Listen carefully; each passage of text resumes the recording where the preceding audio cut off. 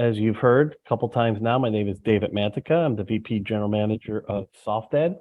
I've been doing business-to-business training works for about 30 years now. I've been doing presentations like this forever. And this topic is one I put together after a lot of different conversations I've had and a lot of different experiences I've had, both personal experiences as well as leadership experiences. So sit back and enjoy the ride. So the thing we have to remember is that we have not evolved for knowledge work. We have not evolved for work that require complex and complicated thinking. So that means we have to fight against a lot of our evolutionary setup in order to properly cognate and properly function in this very difficult and complex business world that we live in. So we have to be prepared for that. We have to understand that. And the better we can understand this, the better we can deal with our actions, and the better we can handle and work our actions with others, the better we can manage stress in work environments, and the ultimate goal being the better we can execute. Our goal is to get things done. And then the goal is ultimately understanding value so you can get things done that are valued. And this is good for both home as well as work. But we have not evolved to deal with complex knowledge work. Now, one more point before we jump into deeper into the slides here. I love feedback. I love conversation. I love thoughts. Don't hesitate to pop things into chat as we're going along. If you ultimately at the end want to talk, just raise your hand. I'll pop you in to ask your question or add more value and context to the materials that we're covering. So when we get really simple, and it's good to get simple sometimes, we get really simple about our brains and where we stand right now. We have evolved for survival and efficiency. Our brains want to survive, and our brains want to do it as efficiently as possible. Our brains are 2% of our bodies, but it absorbs 20% of the energy we put into our bodies. Our bodies are hungry, and if they're not getting the proper fill, or in most cases, it's going to operate in a preset heuristic way. It's not going to think, it's just going to operate. And it's going to operate based on habits and tendencies. We operate based on our history of assumptions. So based on the things that we have learned that then allow us to force us or end up having us make decisions based on preset understandings. So we have values and beliefs, and those values and beliefs turn into thoughts. Thoughts and feelings turn into behaviors, and then behaviors drive to habits. And this is what gets us in trouble. When you're dealing with complexity, and you're dealing with uncertainty, and you're dealing with rapid change, this becomes very impactful. It means that we have to break through this preset concept of assumption-driven decisions. The base of value-based decisions that haven't been processed in a while, that are based on different thoughts in different contexts. So this is an important part of this, fighting your brain's survival and efficiency need to really think about the complex things that are going on around you. A phenomenal book to read about this topic, Thinking Fast and Slow. Daniel Kahneman is a Nobel-winning economist. Really dove deeply into this idea of how we process information, ultimately to help that survival and efficiency, especially efficiency. What we do is we operate on a shutdown level where we just use our stereotypical heuristic patterns to make decisions. And we keep using the same hammer to pound in a nail, or we use a hammer to pound in a screw, or we use a hammer to put a golf tee down. We're not seeing what those different things are. We're just using that hammer. One, it reduces the energy needs that our brain needs, and two, it's a protective mechanism. But it stops that creative thinking. What we want to do is we want to get into system two thinking and then get into a flow in that higher level of cognition. To do this, we must feed our brain over long periods of time. Like when you do a presentation like this for the first time, or you're really absorbed in a deep conversation, you come out of that feeling like you just boxed a couple rounds with Mike Tyson or somebody else. I mean, or you ran a 10K. Your body feels exhausted because your brain is exhausted.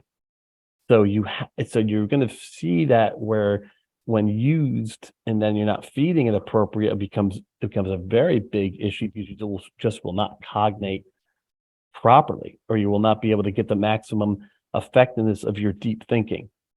And so what we're trying to do is we talk through this presentation is trying to get you to learn how to push system two thinking more, how to get yourself in a mode that you're actually deeply looking at the things around you and what's being presented to you. The challenge is our society continues to go tighter and tighter into 2-second information bites, 10-second information bites, headline information bites. It's feeding that concept of efficiency and survival, but it's causing us not to be able to think as deeply as we should and continue to build habits of system one thinking. So Daniel Kahneman, great book, really gets into the economics, the value aspect, the behavioral economics of how our brains operate and the impact to be able to perform when you have to do deep thinking. So tricks. All right, here's the first trick test for you. When we initially come to somebody, we look at them and we judge them on trust and competency. This is preset because we want to A, work with someone who's competent, and then B, we want to trust that they're going to keep working with us in an ethical, moral, and positive way. Think of it when you were in a hunting party. Our ancestors were in a hunting party, and then they ran into somebody. Maybe they looked at this other person. There was two people in the hunting party. They looked at this other person. They hunt, so they built a hunt. They have the tools to hunt. But then they're also thinking, okay, is this person going to kill us after the hunt and take all the food themselves? So this trust and competency thing can provide you very bad initial feedback. But the problem is once you do this, it's hard to break that. It's hard to break that assumption. So in this slide, you can see, as you probably all see right now, the person's the same person. It's just wearing a different type of cover. And what we like to do is we like to judge the book by the cover and not get into the meat of it. So these are old adages coming out, but there's a reason. There's a scientific reason for these old adages. And it ties back to that quick trust and competency judgment that we want to make. But this is the basis for a lot of problems in our society and a lot of problems with people we work with and not viewing them appropriately and thus not working with them appropriately. So again, questions or comments or thoughts, don't hesitate to share it in the chat. I will definitely read them, share some of your ideas. If you have a website that you want to share out there that you say, wow, this is a great website that you should go to, don't hesitate to put that in there as well. So let's look at the basics of our emotional response. So we're really going to dig into three things ultimately. Emotional response and emotional distortions. We're going to look at cognitive responses and cognitive distortions. And we're going to talk a little bit about habits and stress management. So let's look at these emotional distortions, okay?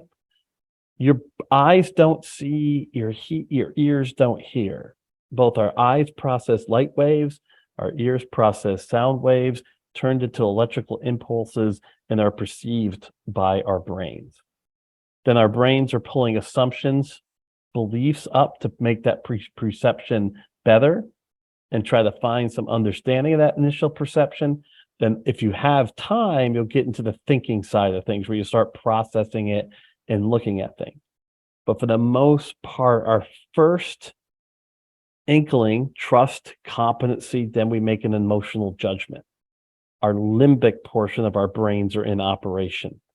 So we have a brain stem, we have this limbic brain, and then we have the cerebral cortex.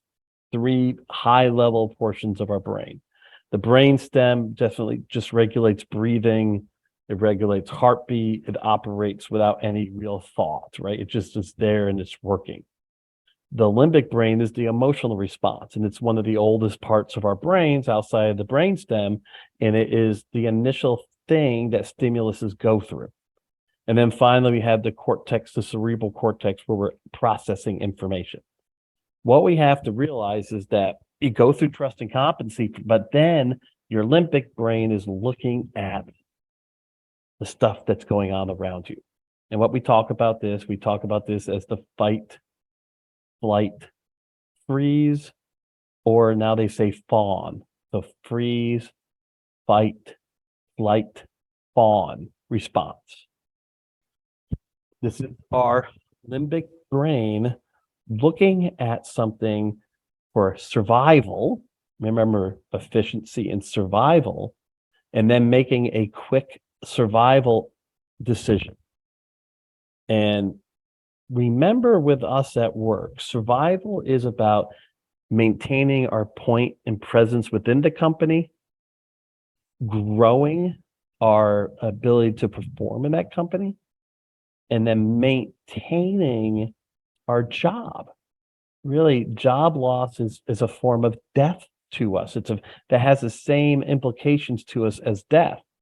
So our brain is, we feel that way, we have a belief that way, and thus our brain and our emotional responses are initially focused on, oh my God, I can't lose my job. And so that's where the reaction is. Chris, thanks for the share on Cuddeman's work. It's amazing work. I think every business professional should read that book, and it should be a required textbook in college as well, in any business, economic, political science, sociology, any of the sciences, and even in MBA programs as well. I truly believe that. So if you recognize this, then there are things you can process and look at. One is you can deal with, conflict better. You can deal with, improperly worded emails. You can deal with requests that are over and above what you're supposed to do. You can deal with these difficult things better if you let your body get through this initial process of emotional fight, flight, or freeze response. Because what's going to happen is, if you perceive it as some type of threat, then your brain's going to focus the limbic brain into action. You're going to start getting hormones through your body like cortisol and adrenaline, and you're really going to have reduced cognition because your body's preparing to fight. Hey, Shannon, good. Dig that book up. It'd be great. So understanding this is important. And so what we want to do is we want to understand our emotional quotient. We're not going to spend 5 slides on emotional intelligence. But I want to talk about the 4 levels just really quickly. If you can be self-aware, then you can start judging when you're processing a fight, flight, freeze, or fawn reaction to some type of stimuli that's coming into you in the work environment. Then you can manage yourself appropriately because you can provide and build techniques to take time to cognate. What you want to say to yourself is, slow down and think. Slow down and think. You would never expect that in a presentation like this that ties into volatility, uncertainty, complexity, and ambiguity. Ties into complex change. But slow is fast. Fast is slow. Fast will tie to your emotional response, and it will give you inappropriate cues that will impact long-term on how you can engage others and how you get things done. So what you want to do is understand how to manage yourself. So know your triggers, know these situations, and then how do you present yourself time to think, to get through that initial reaction? Then once you have built those skills, then you can start monitoring the situation. You can start being aware of others and their actions and their interactions. So you can start learning how to work with them better so that then you can manage the situation so that you can get more things done because you're working through others' either emotional responses or you're working through others' cognitive responses. So the main premise of this side is think. Take time to think. And I'm not talking about 20 minutes. Read something, step back, read it again, step back. I just made a big mistake on this. I had an emotional response based on an email on a very high intensity situation. And the person I 360 and I said, "What did you think about this?" And the person said, "You said there was nothing wrong with the email, Dave." I had interpreted it different based on the context of the situation and my preset assumptions of frustration with the organization I was working with. So a very real, very recent example. And so this is important on the emotional side because what you ultimately want to do on the fight, flight, freeze, fawn is understand that when these stimulus come into you, you have what's called negative self-talk. So here's a question here. I love it. So, love is slow is fast, and fast is slow implies to my work. Let me get back to that and see it again here. Applies to my work. But the business culture is fixed on fast is fast. How do you shift that perception or belief with others, especially those in leadership positions? You know what? You first and foremost, you take these slides, which I'm going to send to you in PowerPoint format. You review them, you review the recording, and you do a lunch and learn. Or you provide segments and say, hey, you should be thinking about this, or hey, you should be thinking about that. Provide examples for when you took time to think. You know, if you're talking about a specific project you worked on, hey, guys, you know, this is what was happening. I took some time to think and I came up with this better solution. Fast is fast ties back to solving the same problem the same way, meaning you'll always be stuck in that same heuristic pattern. You got to solve complex problems slowly to move forward fast. So I would say you, one, get the opportunity to present. Two, bring an outside person in to present and talk about it. Three, share examples. And then four, if you can, coach and mentor those that you can coach and mentor.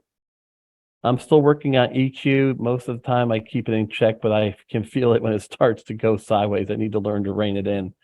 I see this in parenting my sons. Great, good stuff. So you're starting to see some of this stuff. This is awesome. The thing is, Shannon, we're not going to be perfect. Key is you're working at it. But I want you all to take some time and think about self-talk because this is the emotional killer for us in high stress situations. Because it becomes the assumption by which we judge ourselves in the work that we're doing. So self-talk is we constantly are talking in our heads. Many of you may not have caught it yet. A lot of you have. If you want a chance to dig into this more, you can look at the book Chatter. Chatter is done by a PhD psychiatrist, a powerful book on the impacts of negative self-talk. And if somebody want to look it up and then put it into chat where it is on Amazon or some other purchase site, that'd be great.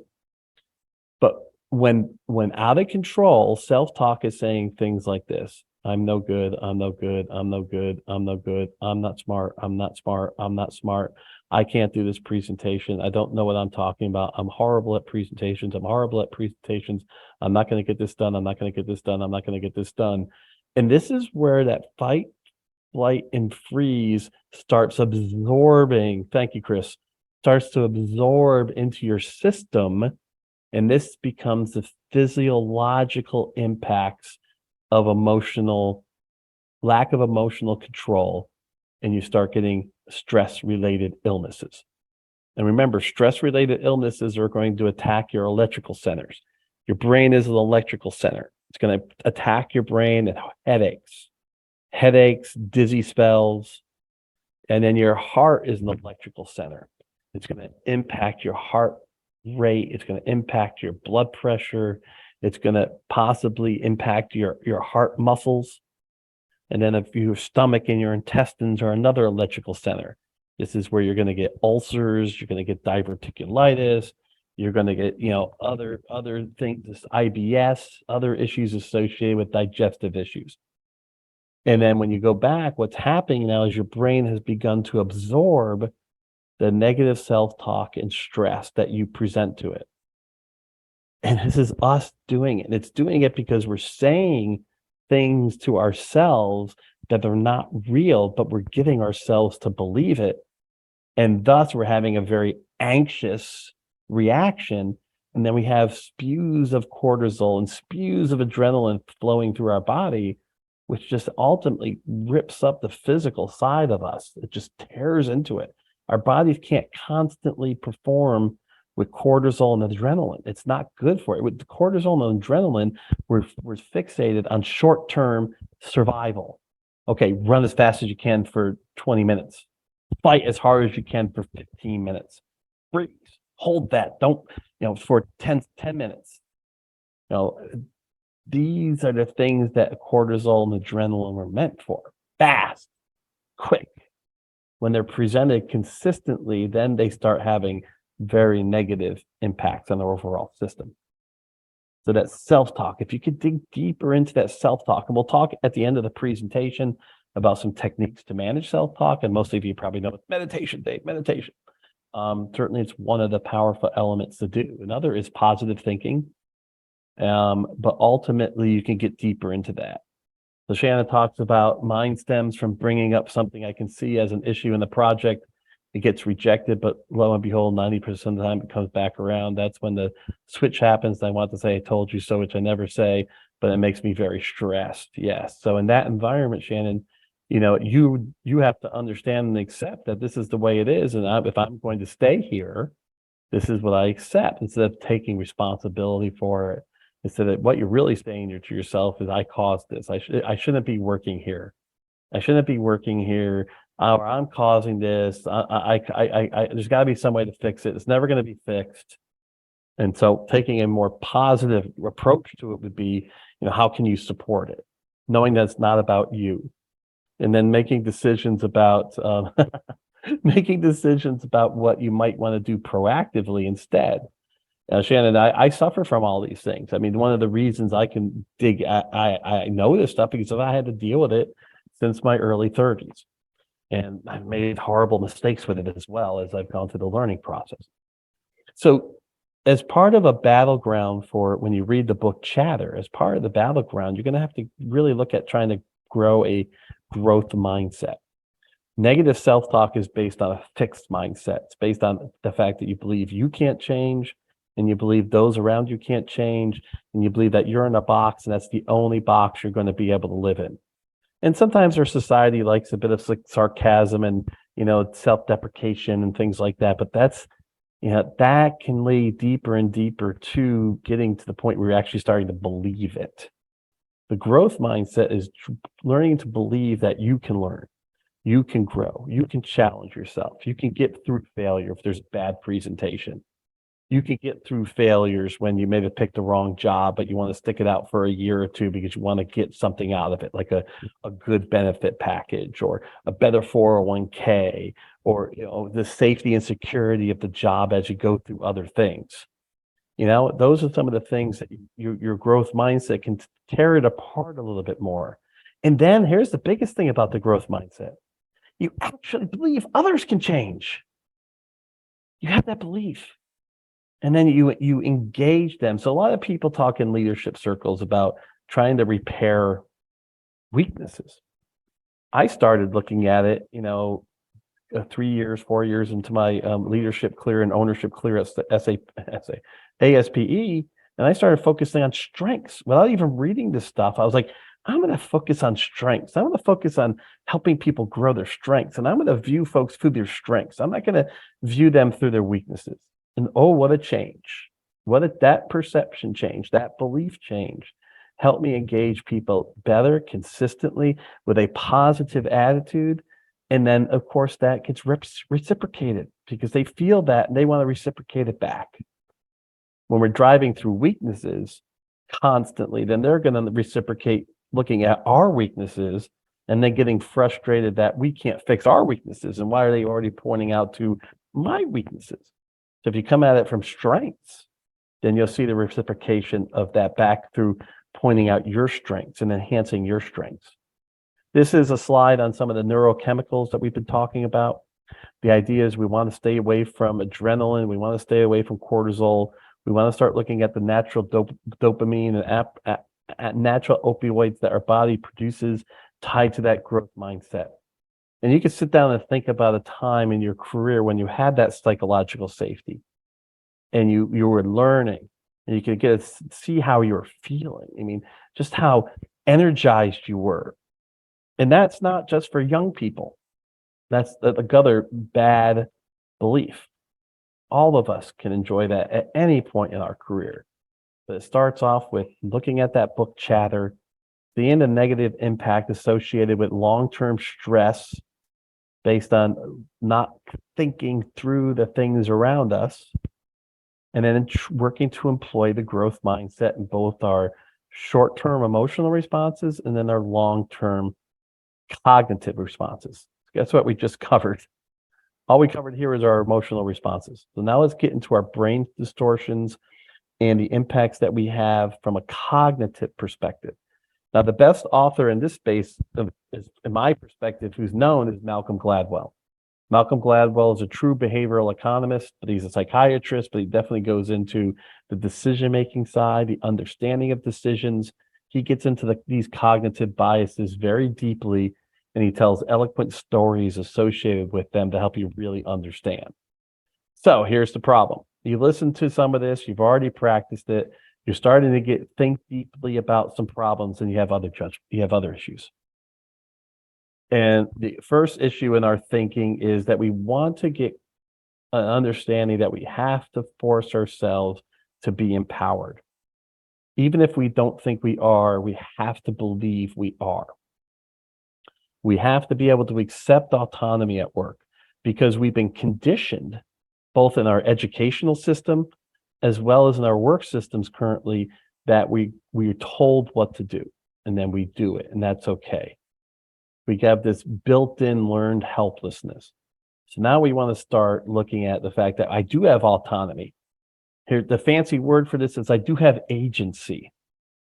Do you realize that you are a free agent? You can work anywhere you want, anytime, and you're going to be beholden to nothing. The thing that stops us is our fear that we can't move somewhere else.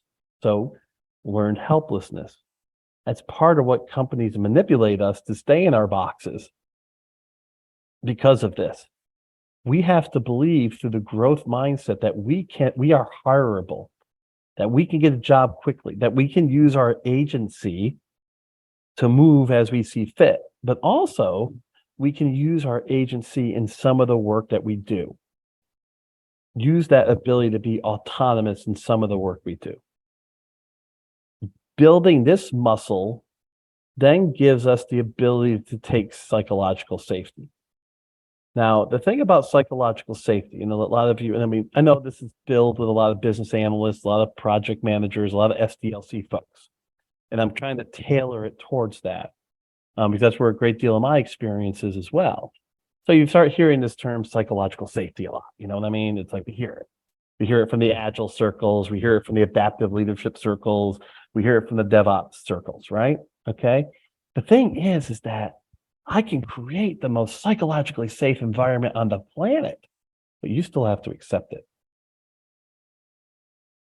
Without growth mindset, without the ability of belief in oneself, it's very hard to take psychological safety.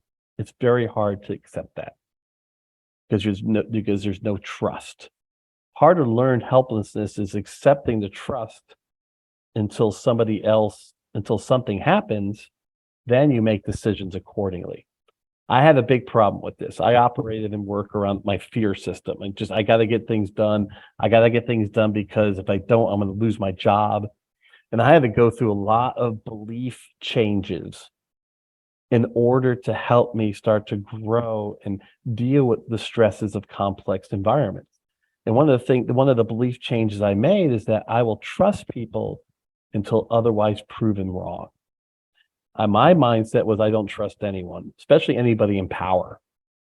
I didn't trust people in power because I know how power corrupts, because I experienced it firsthand owning a company. If you have power, give it in the household, give it at a church group, a trade association, a friend group, or at work, it ultimately corrupts you because you start viewing yourself more than the others around you. So I knew that. So I had that broken belief. So I accepted this and I changed my belief. And in changing my belief, I was able to get more psychological safety. And then with that safety, I could use agency and do other things and start driving enjoyment instead of feeling like I was helpless. Let's go to this power thing. This is a huge cognitive bias. Nobody is immune to this. All of us on this presentation right now have at one point or another suffered from the corruption of power. Power is challenging because it's not that you don't like those around you. It's that you don't consider them. You consider things through your lens and how special you are. And the deeper your power gets, the more insidious the things that you do because you believe you have the right to do those, because it's about you. It's not about anybody else around you. It's not that you like or don't like them. You don't consider them. Power corrupts in a narcissistic way. And you'll see that with people who are suffering from power corruption, then you have that level of narcissism. For us to get things done, we realize, number one, we have to make sure that when we're in a position of power, we're opening up and passing responsibility unto others, and valuing and viewing others, not just seeing yourself. Then two, as we try to work to get things done, we want to be able to know how to work with people who are suffering from power corruption. And the key thing is you just can't go up to them immediately and say, "Oh my gosh, you're impacting all these people. This is horrible. This is horrible." You know, the movie guy Weinstein, to the bitter end, thought he was okay. I mean, it's insane how corrupted his mind was, how perverted his mind was because of the power he held, that the things he was doing, he thought was okay, and that those people were okay, and those people really liked him. It's sick. But the thing is that it can happen to all of us, and we have to understand how to deal with it, to the point when someone's that deep is you have to turn them in, or to the point where then you can utilize that corruption to show them things that would benefit them. You know, and you might say, well, that's feeding it. Well, sometimes, I mean, you went to a point where you can't fix it. If you can't fix it, you have to work with it. So now we're going to get into these dissidences. What these dissidences are is that even though we're thinking about things, our brain has a different perception of it than reality. Because remember, what reality is, each one of us have our own reality. Each one of us are experiencing this presentation in their own way. And it can be completely different. You might have looked at me with trust and competency at the beginning and then felt uncomfortable with my capabilities because of my background. I'm in a basement. What's this guy doing? He's in a basement. Or you might not like me because you might have said that he's not competent because the things are showing up in his glasses. And so that changed the filter. Or I might have said something that during the course of the presentation that might have been a little bit offensive to you. So that's going to change your filter. Or I might have connected with you right off the bat, and then that's going to change your filter. So this cognitive dissonance, there is always, when we think more deeply, there is a difference between what is really going on and then what we're seeing. And here are some of those. On the effective forecasting side, going back to that survival and efficiency, most of our time when our brains are going into deeper thinking, we're going to look at the negative impacts more deeply. We're going to overestimate the negative impacts. We're going to overestimate the duration and the intensity. This goes back to losing a job. We overestimate how horrible it will be, and we overestimate the duration of that horrible time. So 2 examples that you can think about here, if you ever want to dig deeper into it. One is time discounting. Even when I'm thinking deeply about something, I have a tendency to value today more than I value tomorrow. So I'll discount the value of tomorrow in my cognition. A great example is me. I'm a pretty big guy, right? I'm getting older now. My weight will impact me. And right now I value today more. So I value an enjoyable lifestyle, eating good food and being, and comfortable. But, that has impacts: heart, knees, hips, joints. You know it. So the thing is I'm suffering from time discounting there. And then you have immune neglect, which is this, if I haven't been impacted by something that has had some duration, then I'm not going to be impacted. So why should I prepare? This happens to people in companies who are having layoffs, but they were impacted. So they get comfortable instead of preparing, because who knows what's going to happen as that company changes. Oh, I'm immune from that. I'm protected from that. Certainly happened in our COVID situation as well in a lot of cases. That's a pathway I don't want to get down.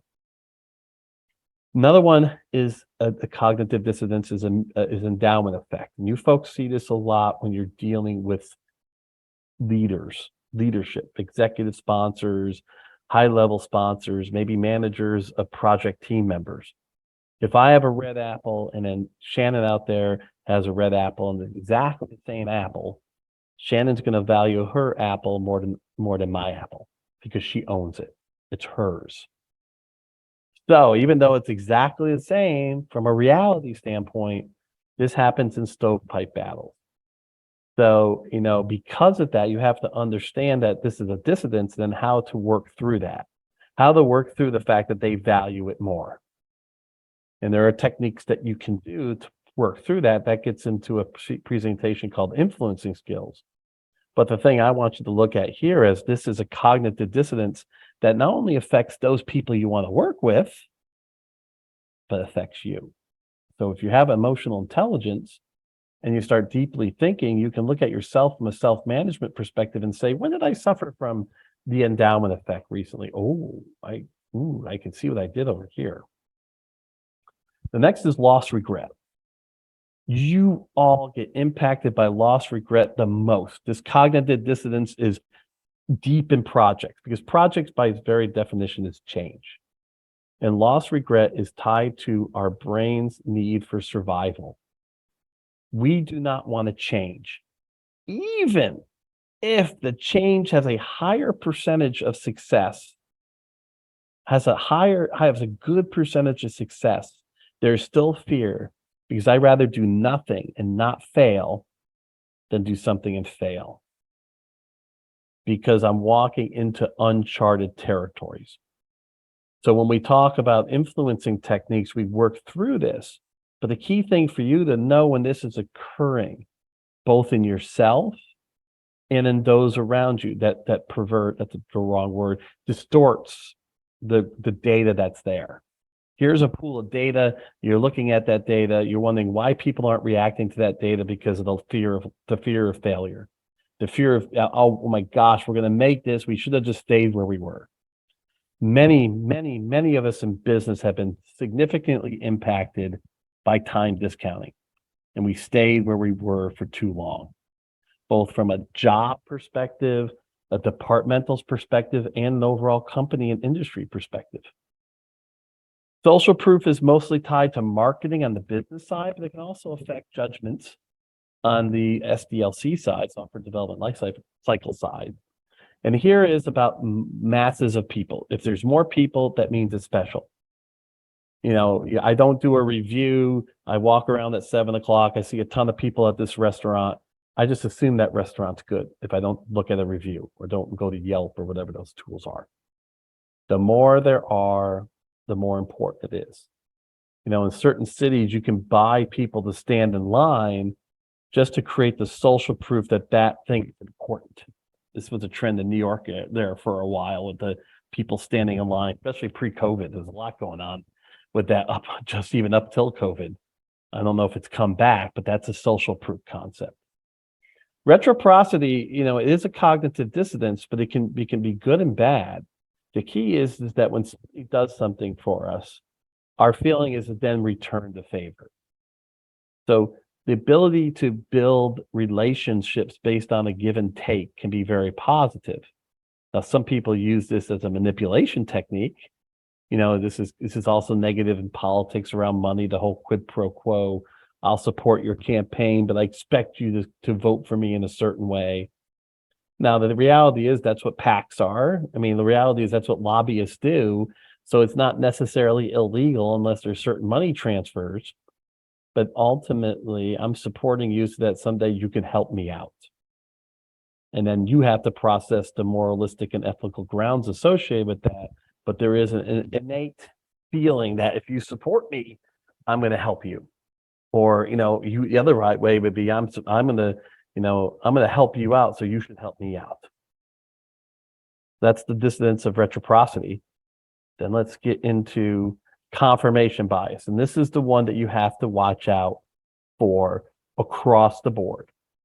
When you have a strongly held belief, even if you're doing deep research, you have to protect yourself from just seeing the things in your research that fortify your strongly held position. This is where cognitive diversity comes in as part of the process of cognition.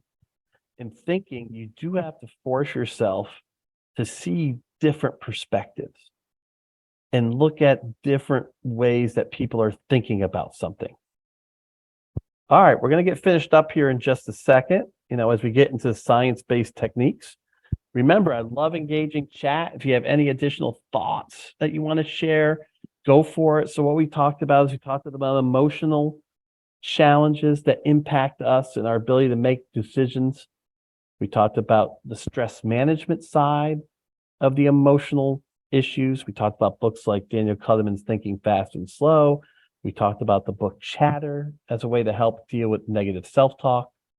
Then we moved into this idea of distortions on the cognitive side. So if we move through the limbic brain to our neurocortex, there are distortions with regard to that thinking as well. Now, how do we go from here? Well, the real thing is there are science-based technologies. It's not like I'm talking IT now. There are science-based techniques to work through this.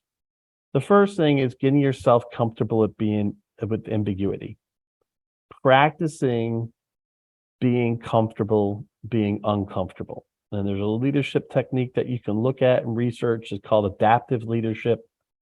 Trying to build the skills to get comfortable being uncomfortable, because you have a growth mindset that that everything's going to be okay. The fact that you're going to learn through that being uncomfortable, because we only truly learn when we are uncomfortable. So we want to be able to work within that ambiguity. We want to get out of learned helplessness. We want to be able to embrace psychological safety, knowing that we are safe because we are empowered. And then we want to be able to push on the status quo. And when we can do that, then we can empower change. But as part of this techniques, you have to realize that you can unlearn. The fixed mindset is based completely on the fact that you and others around you cannot learn. You don't believe you can learn something new. Here's a technique. Do it in its opposite. Unlearn the stuff that you have, so then you'll have room to learn more. There are so many things that we carry with us from an experience standpoint that should be just shuttered away because it's no longer valuable. And Barry O'Reilly wrote the book on unlearning. You could type it in there, unlearning. You can, read the first 5-6 chapters or so, and you get a sense of what this is. And so that you can use that as a technique to help your brain work better. And all you're doing is you're getting rid of expendable things that you have that you're carrying that produce no value. Well, the other thing you want to look at, and you see all these things like Wordle And the dog's name is Kevin Bacon, believe it or not. It's insane. But that's Kevin Bacon up there barking. Sorry about that if you're hearing it. But basically, neuroplasticity is something if you believe in the growth mindset, you have to believe that we can change our thinking at any time in our life. The problem is the older we get, the hardwired system one thinking patterns in our brains become deep and channeled. So it takes longer to build out of those, but it's totally possible. Our brains can grow no matter what age. Our brains can change and adjust. So you have to believe that. One of the simplest exercises is to brush your teeth with your left hand if you're right-handed, or vice versa. Do your normal morning routine backwards. Drive a different way to work. Walk backwards sometimes. There are, do things around the house with one eye closed. These simple things can help your brain see and force your brain to have to relearn things around it to get that neuroplasticity going. And you have some other techniques there as well. Then we all know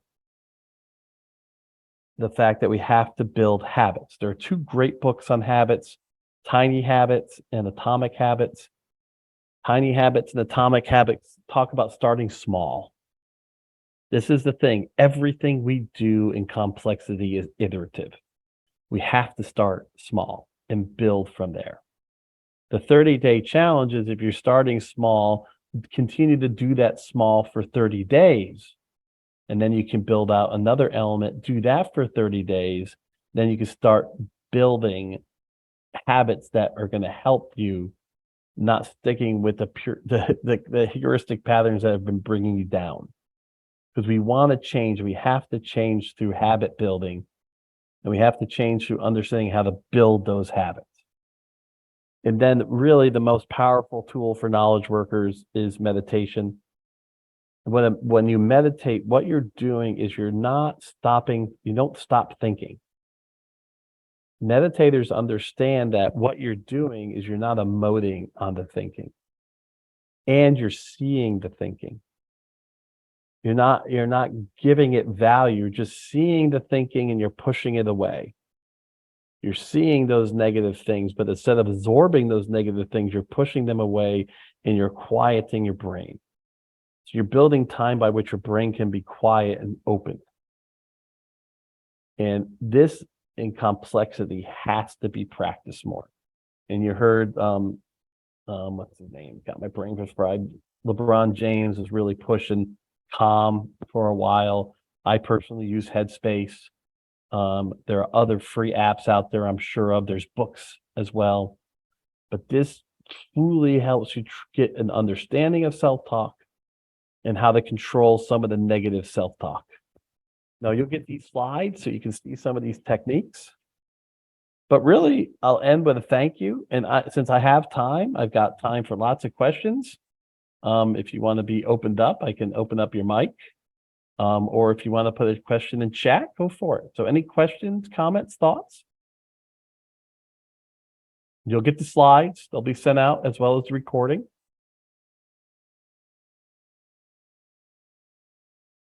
If there's any hands raised, I'll let you speak. Or if you want to speak, you can chat in as well.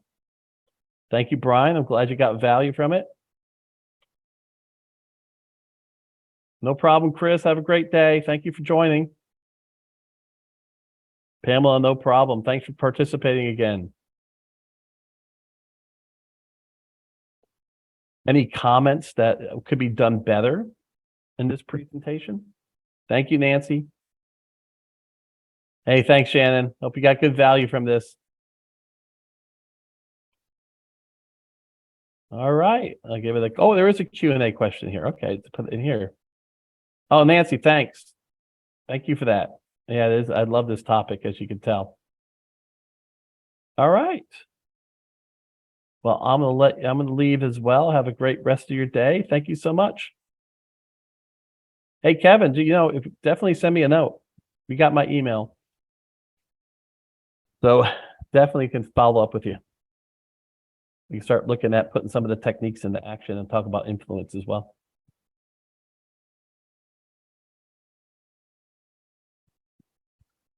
No problem, Shannon.